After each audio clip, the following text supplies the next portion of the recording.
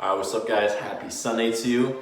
In today's video, I'm going to take you guys through a detailed look at my off day or active off day kind of cardio, abs, and mobility routine.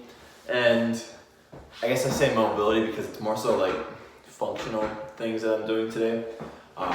Because like core training, it's very functional. Your cardio, that's for your cardiovascular health. You're using your heart every day, so it helps build and boost that up. And then I'm also going to be incorporating some more like neck training into my routine as well, because I think neck training is something lots of us, or hardly any of us do, but I think when you have a more muscular and big neck, it just makes you look more masculine and ultimately just more fit looking. And it's good to have a strong neck because it can protect your head as well and prevent head injuries. So I'm going to take you guys through a detailed look on what exactly I do. And I've said this many times before, and most of you guys should know this, but my active off days, it's not necessarily for me to build muscle, get big, but it's something that gives me a way to get active and burn calories on a day when I'm not scheduled to go lift heavy weights. And I do it in a way where it doesn't tax my central nervous system or CNS. That way it doesn't hurt my recovery time, and in a way it actually aids my recovery because I'm just not sitting around all day doing nothing, so I'm not tight and all just like discombobulated when I'm walking in the gym tomorrow. So stay with me guys and I'll take you guys through it. Okay, so real quick here, I'm gonna start out with my cardio, and obviously cardio is my main focus for the day, so I'm gonna prioritize that. Do that before I get into my core training, my neck training, and everything else. From my hypertrophy standpoint, that's not really the most optimal way to do it, but like always on my off days, cardio is gonna be my main priority, so I'm just gonna do that first, get it out of the way, and then do my, I guess, muscle work after that. So I'm gonna get to it. So I'll see you guys with my next group of movements. So I timed my pre-workout perfectly. I just started my cardio and I'm just starting to get the tingles of that beta alanine in my pre-workout. So that's pretty good. And again, for cardio and pre-workout, you don't have to take pre-workout at all. You don't have to take pre-workout at all, even for lifting weights. I just like the feeling. I like the little kick of energy. I like the tingles. So it's just personally what I do. But if you don't like that, it's not going to affect your progress at all, so don't worry about it. But yeah, I timed it out perfectly. So right here, I'm on my cardio right now. I'm doing 40 minutes total, and every 2 minutes, I'm adjusting the incline. So right now, I'm on 0 incline. Then once it hits 2 minutes, I'm going to crank the incline up to 10%, walk in that for 2 minutes, then crank it back down to 0 for 2 minutes.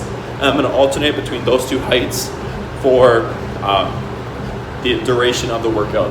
And the goal is to do that while keeping the speed, the exact same speed throughout the entire duration. So I'm sitting here at 4 miles per hour, alternating between 0% and 10% incline for 40 minutes. Also, I don't recommend holding onto the handles or anything because that's just gonna be like cheating in a way. So just keep your arms free, try to hold onto the handles, make the most of it. As dip for the chips. I guess just wrapped up 40 minutes. Y'all already know watching some Russ Swall YouTube video. I did 40 minutes of the height intervals, so I was 0 to 10% incline, back and forth every 2 minutes, and worked up a really good sweat. As you guys can tell, I'm breathing pretty hard right now. And one thing I want to say is, when you're on a bulk like I am, you've been bulking for a few months, and you start to add on 15, 20 pounds of size, it's hard to catch up with that in your body. So obviously things like cardio or bodyweight exercise, they're gonna start to feel a little bit harder if you're putting on a substantial amount of weight like I am right now. But even though they're starting to get harder, you still wanna keep that up. You still wanna stay on track with those, because if you completely neglect those, once you go on a diet again or a prep or something, and you reincorporate those into your life again, they're gonna feel even worse and you're gonna feel just dead trying to do those. So I think it's very important that we stay on top of our cardiovascular health. Even when we're in a caloric surplus trying to build size. And again, like I said before, don't do it every day. I only like to utilize it on occasions like when I have an off day, because what happens if we do it every day, when we get onto a prep, it's already gonna feel normal to us. And we wanna use it as a tool on a prep or when we're dieting, because if we're already doing 30 minutes a day, what happens when our weight loss plateaus if we go on a prep? We're gonna have to do even more. We're gonna have to drop our food even more. Where if we start out our prep doing no sessions a week, or maybe just like 1 or 2, we have a lot more room to add on more sessions as our progress starts to slow down. Because on a prep, cardio is a tool to further your calorie deficit, but if you already have it so deep, you don't even want to go any deeper because you'll just kill yourself during your prep. So use it strategically, or like I just said, to kind of stay healthy and just on top of things while you're on a bulk. Okay guys, so now I'm on my ab portion of the active off day. And so we have for our first ab workouts, we're gonna do a superset. We're gonna do hanging knee raise, or today I'm gonna do hanging leg raise, so straighter legs. And I'm gonna do superset that with a side to side knee raise to work more of the obliques. So we're hitting a lot of the lower rectus abdominis as well as our obliques here. And I'm doing 5 sets of these for anywhere from 10 to 15 reps. And I'm trying to keep these as controlled as possible. Yes, I'm pretty tired right now, so it is harder for me to keep the movement controlled, so I'm just doing the best that I can. Yeah, so you can do less sets and do more exercises, but I prefer just to keep it simple, do 1 or 2 exercises and do a lot more volume on those specific exercises. So I'm gonna get started right here. Perfect.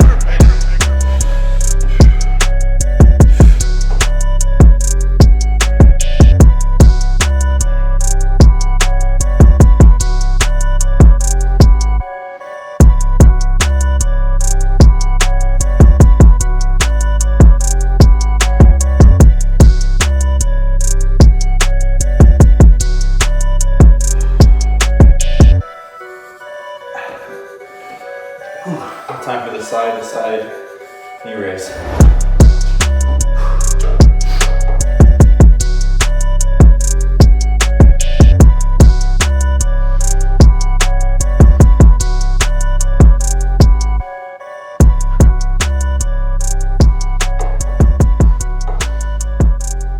So while I'm training abs right now, I want to mention something really quick that's going to help you get a lot more core activation when you're training them, and that is to round your lower vertebral column, because if you keep it straight and say you're doing a hanging leg raise and you're bringing your legs up, you're not really flexing your rectus abdominis at all. Where if you're able to round your lower vertebral column, you're causing your rectus abdominis to contract, and that's how you're going to work more of the muscles. And it seems kind of odd because throughout our training we're always taught to keep a straight back, keep our scapula retracted, where in most cases that's true. But if we can do our controlled reps and do our form properly, it's okay if we round our lower vertebrae when we're doing our ab training, because that's only going to help us activate the muscle more. Because if you're not activating the muscle properly, you're not going to grow the muscle at all, and you're not going to see the results you want. Okay, so finish my 5 sets, the hanging leg raise and side to side knee raise. So now our next little circuit of ab exercises we're going to do. So we're going to do 3 sets total. We're going to superset a decline crunch to hit the upper rectus abdominis. And we're also going to do that on the same decline bench. We're going to do a side-to-side oblique twist. And we're doing 3 sets of these. And for the crunches, we're doing about 16 reps a piece. That's just the rep range I'm on right now. And then for the oblique twist, we're going to do 3 sets of 20 to 25 reps. So pretty high volume here. We're going to knock these out, so I'll show you guys right now.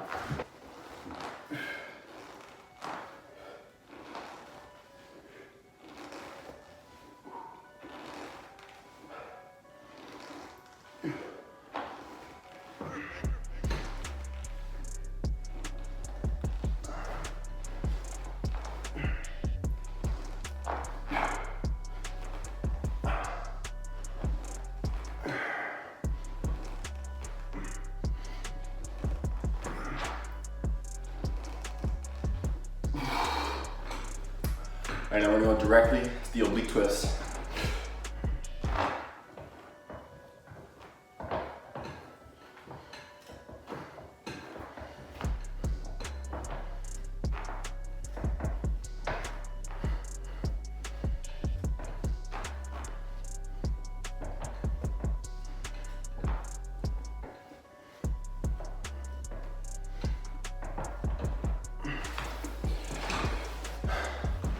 So as you can see there, quick tip for the oblique twist is to try and rotate your torso at your waist rather than just rotating your shoulders like this. Because if you're rotating just your shoulders, you're not going to emphasis and activate those obliques properly. So by rotating at your waist, getting that whole core involved, that's how you're really activating the obliques. All right guys, so that's going to be a wrap for today's video. I hope you guys enjoyed that. So I just started out the video with some incline height intervals for 40 minutes on the treadmill, just walking about 4 miles per hour. Then I moved some abs, I did some hanging leg raises, supersetted with side-to-side knee raise, and then I did another circuit of incline sit-ups and also oblique twists. And it's not crazy high volume, not crazy tiring. Yes, I'm breathing pretty hard because my cardiovascular system has just been worked pretty hard, but it's not taxing on the central nervous system, which is the key thing. So if I were to go do high intensity cardio, like doing sprints or short bursts of high intensity energy, I'm using a lot of ATP and just killing myself. And that's ultimately gonna make it harder in the week throughout my lifts. And the whole point of this is to actually help my body recover for my lifts and not make that any worse at all. And it's also just a form of activity for me to get active, burn some calories, so I don't have to reduce my food intake or do anything really differently on my off day. Because just me, I'm the kind of person who wants to always go do something. So if I just sit around all day, I'm not a huge fan of that. And plus, sitting on your ass all day is not the best thing. So just do what you can to get active. It's not gonna kill you too much. So I'm gonna cap the video here and call that good. So hope you guys enjoyed. Please like, comment, share, and subscribe. I'm out. Peace.